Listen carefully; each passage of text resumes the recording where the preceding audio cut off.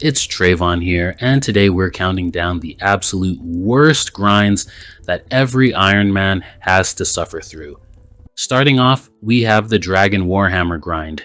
This one can be brutal. You'll be camping Lizardman Shamans for what could be hundreds of hours, hoping to see that sweet drop notification go off. The drop rate, an easy one in 3000, and it actually used to be worse, at a drop rate of 1 in 5,000. Now statistically, you're looking at around 3,000 kills to see the hammer drop, at roughly 160 kills per hour if you're efficient in the Shaman Temple. That's only 18 hours of pure Shaman grinding. And the worst part, this is only somewhat optional.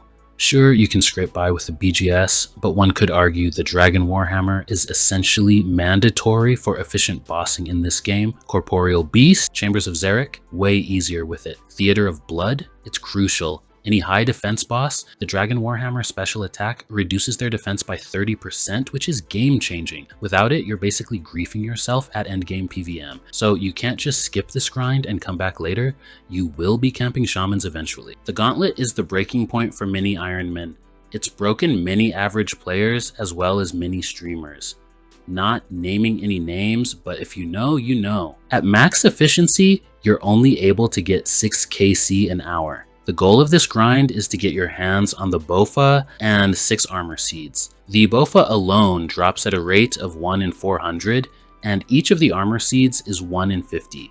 Excluding the pet, it's likely you'll see your Bofa and 6 armor seeds at around 495 KC. There's actually many things that make the CG grind so controversial, and it isn't even really the drop rates. CG is particularly bad because you only have a few minutes to run around the map to craft gear and make food, which is stressful for a lot of people. You can't just turn off your brain and sit there for dozens of hours. So it really combines the worst of things: high focus, low rolls per hour, and you're going as fast as possible. Next up, we have the Soul Reaper Axe. To get the Soul Reaper Axe, you're going to have to grind each of the Desert Treasure 2 bosses, since each boss individually drops a component to craft the axe with. While you're grinding for the axe, it's incredibly likely that you'll get vestiges along the way, which will allow you to create the best rings for PVM in the game. And in terms of hours spent, each of the Desert Treasure 2 bosses will take you around approximately 45 hours on average to complete. So let's say it'll take you around 180 hours on average. It isn't exactly crazy to say that this weapon is essentially the 4th mega rare weapon. So what makes this grind so terrible besides the time spent?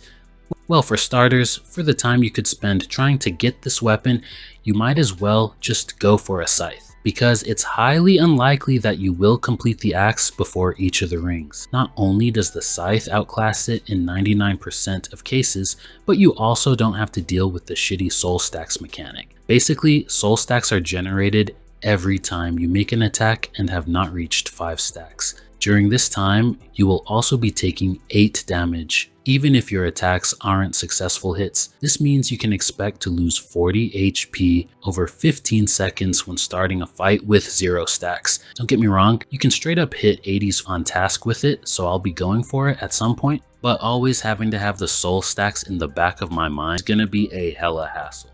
The Imbued Heart is pretty famous for its sadistic grind. To be on rate, it used to be around approximately 25 million Slayer XP. With the addition of Arixites, it's now only 6 to 10 million Slayer XP to be on rate, and only then 63% of people will have one by then, with the rest going dry. To put this into perspective, even with the elite combat achievement reward of having superior Slayer monsters spawn more often and doing the fastest tasks for a heart, it's 1 in 52,800 for Abyssal Demons if you have the elite CA. For Smoke Devils, it's 1 in 40,000 without the CA and 1 in 30,000 with the CA. Araxites don't make the grind much better, coming in at around 1 in 33,000. To be honest, until you get a Tumikin Shadow, the heart is more or less a luxury item. After having one though, it's more or less required if you want to make the most out of your shadow. The Imbued Heart is so important for a shadow because of the shadow's passive effect, where your magic attack bonus and magic damage are multiplied by 3 outside TOA and multiplied by 4 inside TOA from your currently equipped gear. Basically, with good gear, your magic accuracy is going to be stupid high,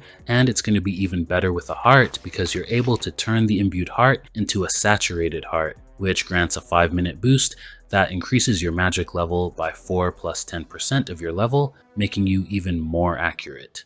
The Voidwaker is probably one of my favorite weapons in the game, strictly because of its special attack. Its spec summons a lightning bolt that is guaranteed to hit, making it one of the best spec weapons for damage in the game. The bear, spider, and skeleton wilderness bosses each drop a component to making the weapon. It's a 1 in 360 drop chance from the multi-bosses, or a 1 in 912 chance from the singles bosses.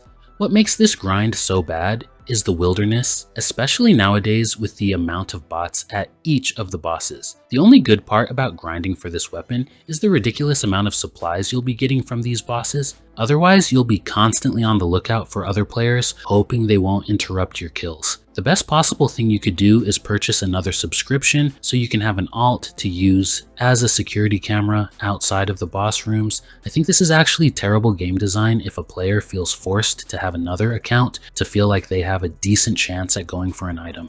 The Dragon Hunter Lance. Nowadays, it's pretty optional if you're already doing Tob and have a scythe, but if you ever intend to do solo chambers of Xeric, it's generally recommended that you get a lance because it's going to make learning 4-1 a lot easier, meaning that you attack 4 times and the boss attacks once. To craft the lance, you're going to need to kill Alchemical Hydra for a Hydra's Claw, which has a drop rate of 1 in 1001. Then you just combine the claw with a Zamarakian Hasta. I loathed this grind because Hydra is up there for the most boring boss in the game. There have been times where I've literally fought myself to not fall asleep when farming him. Every single kill is practically identical to the last one, and there is just enough going on where you can't look away or you'll probably just die. Back in the day, there wasn't an animation to when the boss changes attack styles. You just had to remember that they switch every 3 attacks, so your entire grind would be spent counting to 3. Are you a brew enjoyer? Well, this grind is just on another level compared to the other ones, and you'll be sipping plenty of brews by the time you're finished. If you're doing duos, it'll take you approximately 300 hours on average to complete the boss. Next is pretty widely known as a brew chugging simulator. While there are a ton of ways to mitigate damage, you will still be chugging down several brews during each kill. Initially, this isn't so bad, but over the course of 1,000 kills or even 2,000, it all adds up. If you haven't kept up with your farm runs throughout your account's life to this point, next is going to make you regret that. When there isn't much left for you to go for, Nightmare is likely going to be one of your goals. The drop rates here have been adjusted a few times now, but even then, it's still going to take you hundreds of hours to get the items. Excluding the pet, you can look at around approximately 621 or so hours. This piece of content is honestly pretty sad. It's sad because Nightmare is one of the most difficult solo bosses in the game,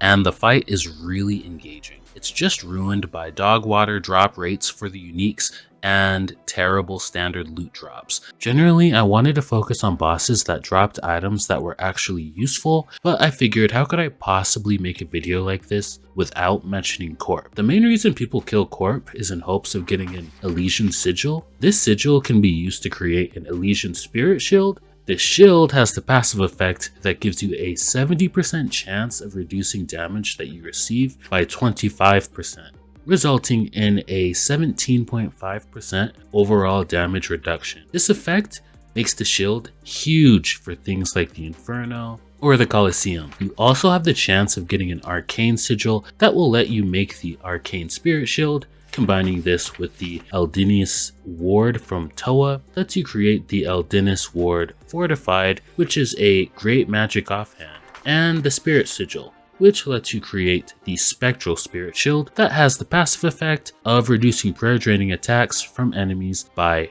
50%. With the expected completion KC of just 4,721, with 10 efficient kills per hour, it'll take you just around 472 hours to complete this boss. This is just a couple hundred hours quicker than Nightmare, but it just feels a lot worse. Not only are the drop rates brutal, the Elysian Sigil being 1 in 4,095, but the gameplay is so bad. No matter which method you choose, it'll mostly consist of you teleporting out of the boss arena and back. This is especially true when using the classic stat draining method, where you hit the boss with 3 Dragon Warhammer specs, 19 Emberlight specs, and then do 200 damage with a BGS to drain all of its stats to 0. The Chambers of Xeric contains one of the most iconic drops you could ever get on an Ironman account, the Twisted Bow. For this item alone, assuming you don't go dry,